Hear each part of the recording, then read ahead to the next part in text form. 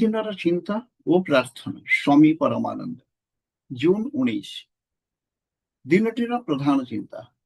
ମନୁଷ୍ୟର ଅନ୍ତରାତ୍ମା ଯେତେବେଳେ ଜୀବନ୍ତ ବିଶ୍ୱାସରେ ବ୍ୟାକୁଳ ହୋଇ ସେହି ଅଦୃଶ୍ୟ ଭଗବାନଙ୍କୁ କାମନା କରେ, ସେତେବେଳେ ସେ ଜୀବନ କଳୁଷମୁକ୍ତ ହୁଏ ଏବଂ ଗଭୀରତର ଦୃଷ୍ଟି ଲାଭ କରେ। ସ୍ମରଣୀୟ ପଂକ୍ତି।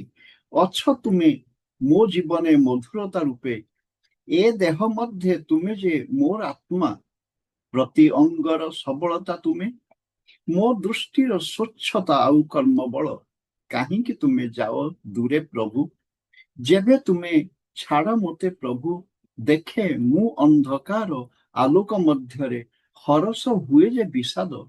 କିଏ ତୁମେ, କିବା ତୁମର ଆକାର, କରିପାରେ ନାହିଁ ମୁଁ ଏ ରହସ୍ୟ ଭେଦ। ନୀତି ଉପଦେଶ। କୌଣସି ଗୃହ ବା ବାସସ୍ଥାନକୁ କେତେବେଳେ ଅନ୍ଧକାର ରଖିବା ଉଚିତ ନୁହେଁ। ଆଲୋକର ଅଭାବରେ ଏ ସ୍ଥାନ ପ୍ରାଣହୀନ ହୁଏ ଓ ଏହାର ସକଳ ସୌନ୍ଦର୍ଯ୍ୟ ନଷ୍ଟ ହୋଇଯାଏ। ମନୁଷ୍ୟର ଜୀବନ ଠିକ୍ ଏହି ରକମ। ଯେତେ ଏହାର ପ୍ରତିଭା ବା ବାହ୍ୟିକ ଅଳଙ୍କାର ଥିଲେ ବି ଅନ୍ତରର ଆଲୋକ ଯଦି ସେ ଜୀବନକୁ ଆଲୋକିତ ନ କରେ, ତେବେ ସକଳ ବୃଥା ହେବ। ସେ ଜୀବନ ଅନ୍ଧକାରାବୃତ ଏବଂ ମୃତବତ୍। ଆଶା ଓ ବିଶ୍ୱାସର ଆଲୋକ ବିନା ଆମେ ନିରାପଦ ନୁହେଁ, କାରଣ ସେ ଜୀବନ ଆମର ପବିତ୍ର ଓ ସୁରକ୍ଷିତ ନୁହେଁ। ପ୍ରାର୍ଥନା।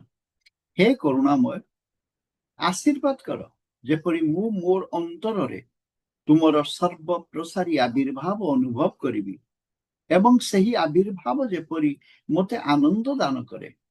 ଏ ହୃଦୟରୁ ସକଳ ଅନ୍ଧକାର, ସକଳ ବିଷାଦ ତୁମେ ଦୂର କର ଏବଂ ତୁମରି ଜ୍ୟୋତିରେ ଏହାକୁ ପୂର୍ଣ୍ଣ କରିଦିଅ, ଯେପରି ମୁଁ ଜୀବନର ପ୍ରତ୍ୟେକ କର୍ମରେ ସେହି ଆଲୋକପାତ କରିପାରିବି।